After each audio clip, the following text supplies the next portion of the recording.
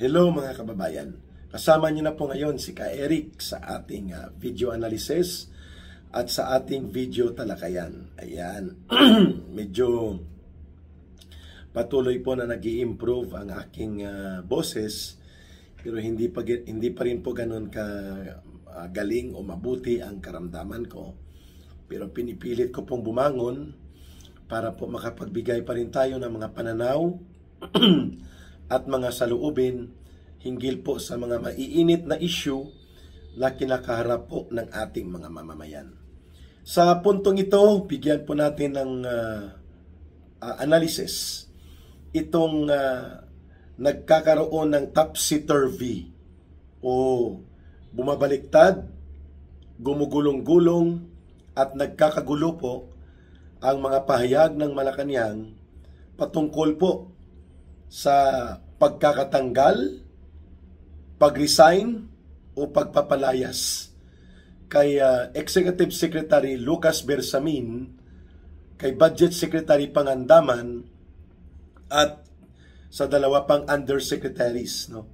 Itong si Jojo Cades at itong si Adrian Bersamin na pamangkin ni Lucas Bersamin. Kanina po sa media briefing, mga tanghali nitong araw na ito, ni pambansang tagapagtahol Aling Claire Marites Castro, na puro chismis ang kayang ibigay at mga pagmamagaling at aroganting sagot.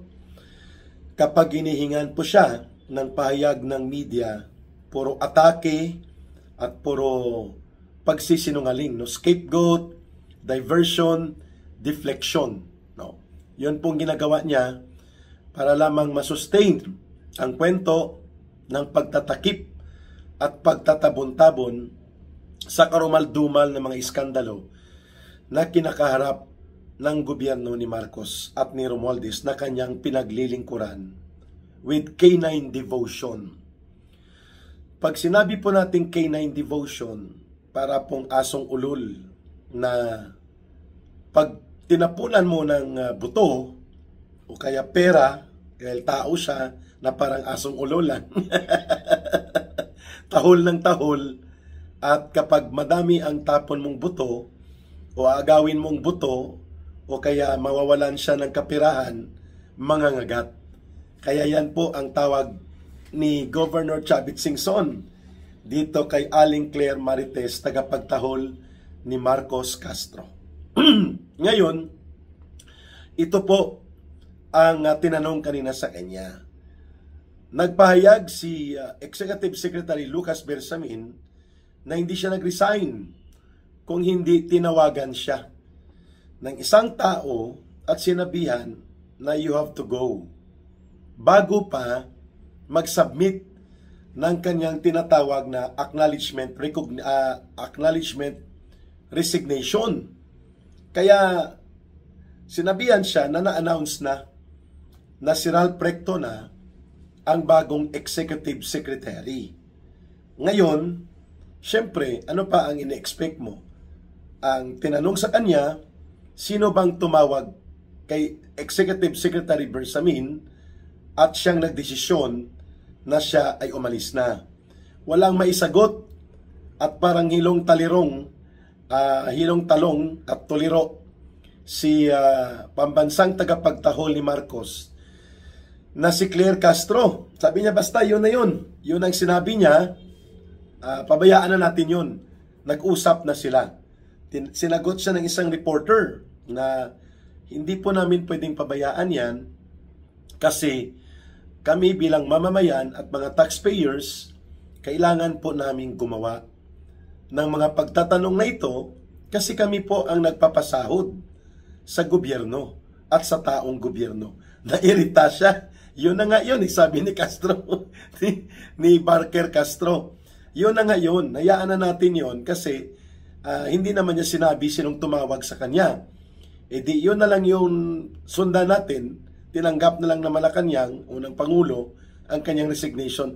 Talagang tumatambling ang mga pahayag na ito sapagkat ang unang statement nila na tinanggap na ng Pangulong Marcos ang courtesy resignation o ang voluntary resignation ni Lucas Bersamin. Subalit, yun pala ay hindi. At malinaw na tinanggal si Lucas Bersamin. Ito yung aking binabanggit kanina sa isang video analysis na kapag naiipit ang gobyernong Marcos, ito po ay gumagamit ng taktikang scapegoat defense mechanism, diversion, and deflection. Ibig sabihin po, ipapaling at ituturo nila ang kasalanan ni Marcos at krimen at katarantaduhan sa kung sino ang pwedeng gamitin sa isang pagkakataon upang maging bunton ng sisi doon sa kanya. Kaya ngayon, ang bunton ng sisi, pinapalabas nila at ito ang kwento ni Ping Lacson na hindi naman siya official spokesperson o tagapagsalita ni Marcos. Pero sa sobrang sipsip, ay yun na po ang nagiging tono ng kanyang pagtatabon-tabon at pagmamagaling upang ipagtanggol ang lumulubog sa kumunoy ng iskandalo at korupsyon at pagkalugmok na uri ng gobyerno ni Marcos at ni Romualdez. Sabi ni Ping Lacson, malamang ay pwedeng ginamit lamang ang pangalan ni Marcos Jr. bilang presidente upang magsagawa ng mga operations behind his back. Wow. Bareback? Sinong maniniwala doon? Na parang pinapalabas ni Ping Lacson, inosente si Marcos sa lahat ng ginawa nila Bersamin, nila Pangandaman, nila Romualdez. At ito ay pinalusutan siya, kaya dapat ang managot yung nagpalusot, hindi si Marcos. Yan po ang isa sa pinaka-tarantadong statement o pahayag na nagawa ni Ping Lacson. Ang lokohin niya, hindi lamang ang sarili niya, kundi pati ang taong bayan. Lulukuhin pa niya. Pareho kay Larry Bubugadon at dito kay Aling Claire Marites Castro na komedyante ng Malacanang. Punto natin, malinaw po na hindi gagawa ng anumang hakbang si Lucas Bersamin bilang Executive Secretary at si Mina Pangandaman nang hindi nalalaman ni Marcos Jr. sapagkat they are directly reporting to the President. At kung may ginawa silang insertions, may ginawa silang palusot, hindi pwedeng hindi alam nila Romualdez also. Ito po ang tumutugma na kalagayan sa kung ano ang ipinahayag na kwento ni Saldico. Na ang kwento talaga, si Marcos, inuutusan niya si Bersamin at itong si Pangandaman na mag-operate. At si Pangandaman bilang isa sa mga haligi ng sindikato ni Romualdez at Marcos, sila ang nagbibigay ng instruksyon kay Saldico kung papaano gawin ang pagkatay at pagsindikato sa budget. Mas kapanipaniwala po yun kasi yan ang kwento na may tinatawag na authoritative significance. Pag sinabi pong authoritative significance, ang mga galaw ng tao nakabatay sa antas ng kapangyarihan. Kaya hindi po pwede na dumiskarte si Pangandaman ng ganong kalaki 100 billion pesos na insertions at ganon din si Bersamin nang hindi nanggagaling kay Marcos dahil bubukol po yun. Mabuti sana kung mga 1 billion o kaya less than, baka pwedeng katay-katayin. At sila ang maghati-hati. 100 billion pesos yun eh. At naipakita ni Ginoong Saldico na mayroon ngang record kung papaano pinalusot mula doon sa original National Expenditures Program or NEP, lumusot po ang insertions dahil upon instructions of the President, pina-execute ni Mina Pangandaman at ni Bersamin. Kasi hindi naman pwede na gumalaw si Adrian Bersamin nang hindi alam ng uncle niya o ng tito niya Lucas Bersamin na may operations na pinapagawa si Marcos Jr. Hindi rin pwede na hindi po malalaman ni Bunuan sapagkat doon ilalagak ni Marcos ang 100 billion pesos na kanyang ipapasok bilang palusot na mga pundo sa kunwa-kunwari ang proyekto. At ang magiging parking area, DPWH ang gusto niya. Kasi nga infra at karamihan ghost projects po ito. So hindi pwede na si Bersamin at si Pangandaman mag-operate na i-bypass si Marcos at ididirekta nila kay Bunuan.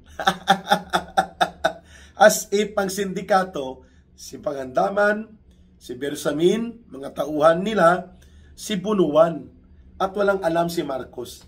Yan ang kulukoy na tsorya ni Ping Lacson, at yan din ang kulukoy na pahayag na gustong linyahan ng naratibo ng kwento ng chismosang si Claire Castro. Kaya natatawa si Ka Eric. Bumuo ng sindikato ang DBM Secretary kasama ang Executive Secretary at mga staff nila, at bumuo ng sindikato, in-involve nilang DPWH na walang alam si Marcos. Pwede ba yun? Mabuti sana kung ang sindikato nila, ang kinakatay nila 1 million, 2 million, 100 billion pesos. Yan ang binulgar ni Saldico. Bubukol yun dahil doon ilalagay yon sa DPWH.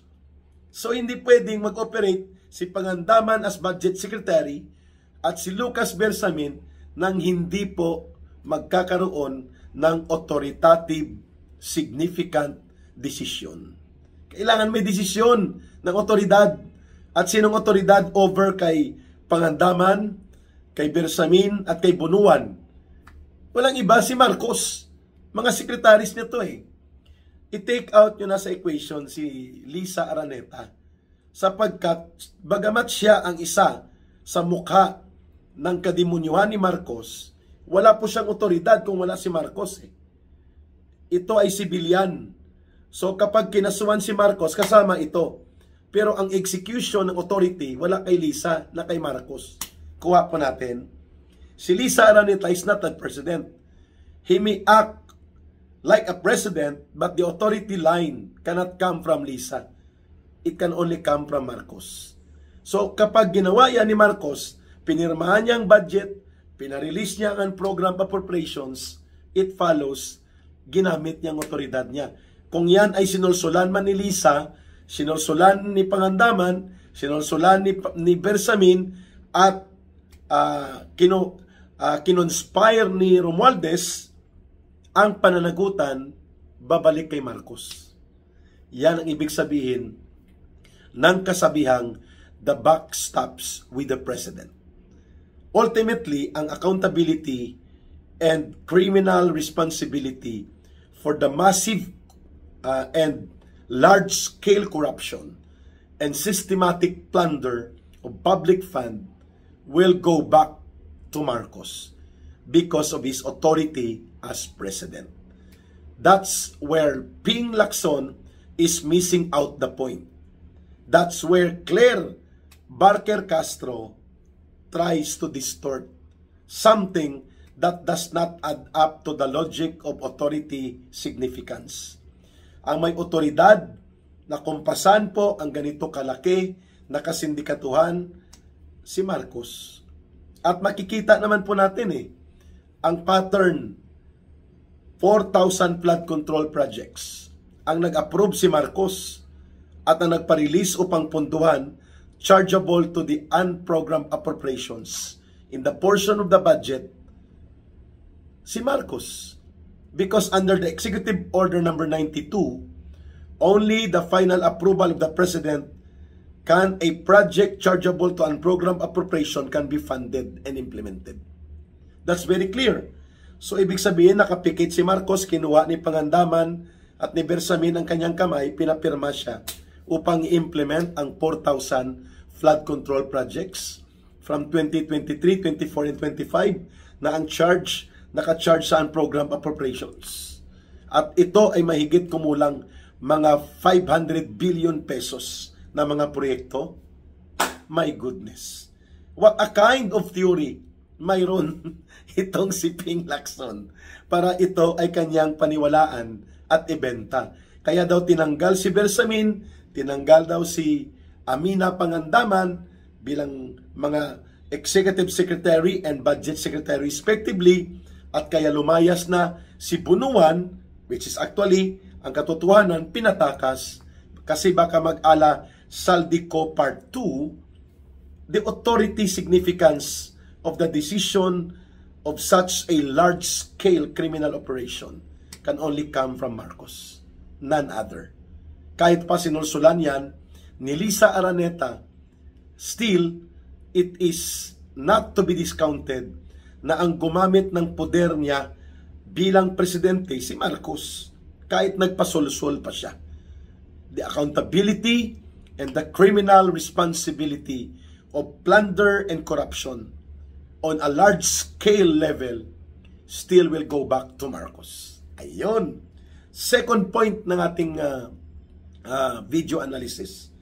Itong mga miscommunication, itong mga pagtumbling ng mga pahayag ni Claire Dabarker Castro ay pagpapakita po ito ng isang nagpapanik na antas ng kalagayan ngayon sa loob ng inner circle ni Marcos, including ang kanyang communications team.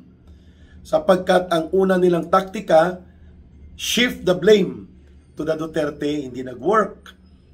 Ang pangalawa, squid tactics, damay-damay lahat, hindi rin nag-work kasi bumabalik pa rin ang pananagutan at ang tinatawag na criminal trails still go back to Romualdez and Marcos in terms of authority significance sa pagsasagawa ng mga krimen at desisyon kaakibat nito.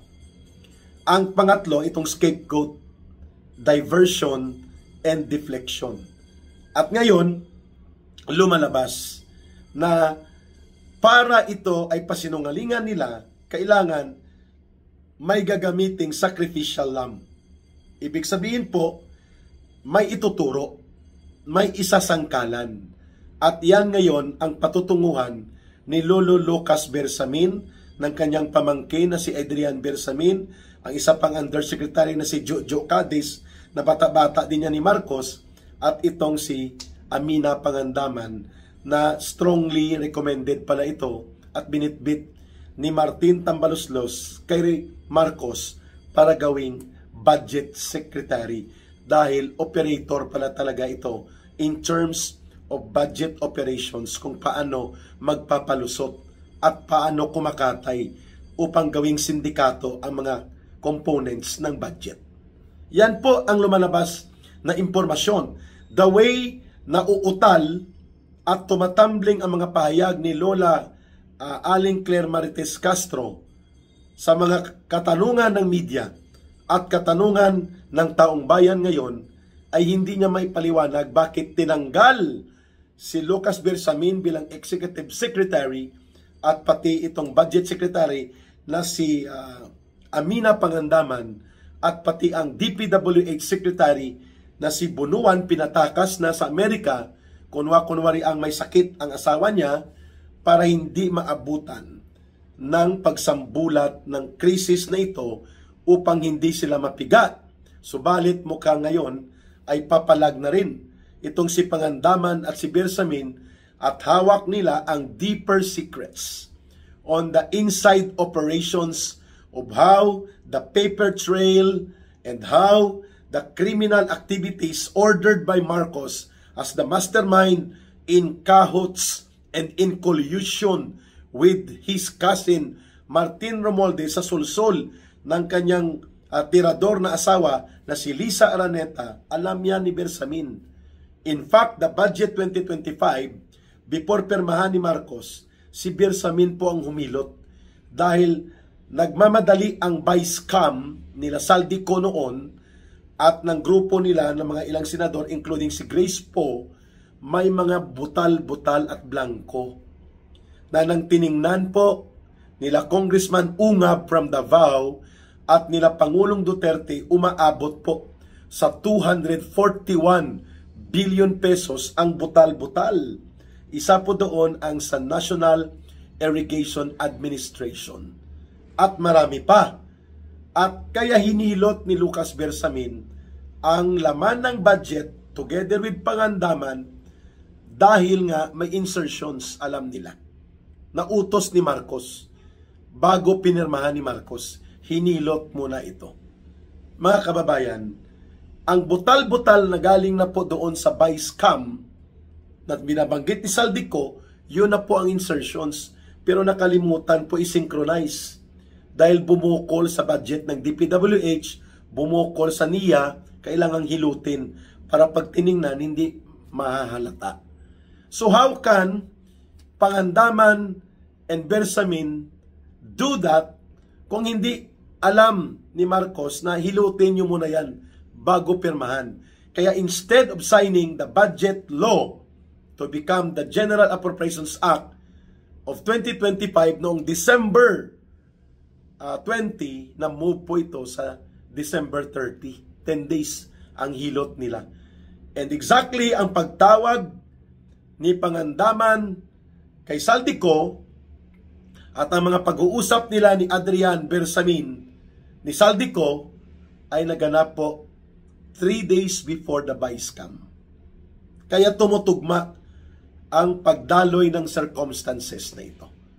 At ito nga, ngayon wala silang lusot dahil dumudugtong na po ang criminal trails ng pananagutang kriminal kay Romualdez, kay Marcos bilang mga mastermind.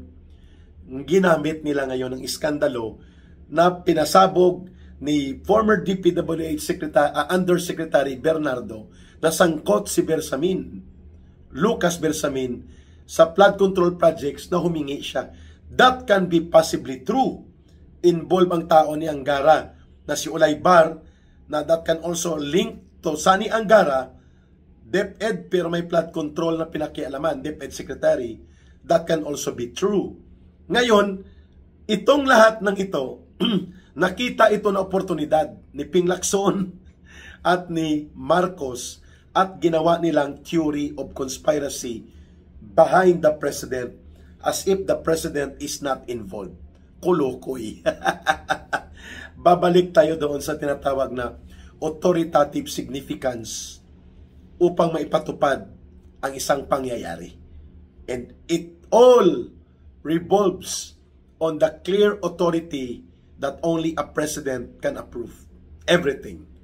Lahat ng isiningit, pinalusot, at kinatay nila Romualdez, nila Saldico, at lahat po ng mga nangyaring pagpapalusot ng mga billions and billions of pesos na pundo sa kunwa-kunwari ang mga infra projects and other projects aside from flood control projects na diniskartihan nila Pangandaman at pinalusot sa mga scrutiny lines nila Bersamin. Iisa po ang kumpas, galing yan kay Marcos. And that is the truth, mga kababayan. Mahirap po kontrolin at pigilan ang pagdaloy ng katotohanan kapag ito ay sumasambulat na. Maraming salamat, mga kababayan, sa inyong panunood, pakikinig sa ating Ka-Eric video analysis and video talakayan. Please, huwag nating kalimutan palagi, isa isip at isa puso. Mahalin natin ang bansang Pilipinas, walang ibang magmamahal nito, kundi tayo ring mga Pilipino. Para sa Diyos at sa Pilipinas nating mahal, may God bless everyone and may Allah will be with those who are Muslim brothers and sisters. Bye for now. Maraming salamat muli at mabuhay ang sambayanang Pilipino.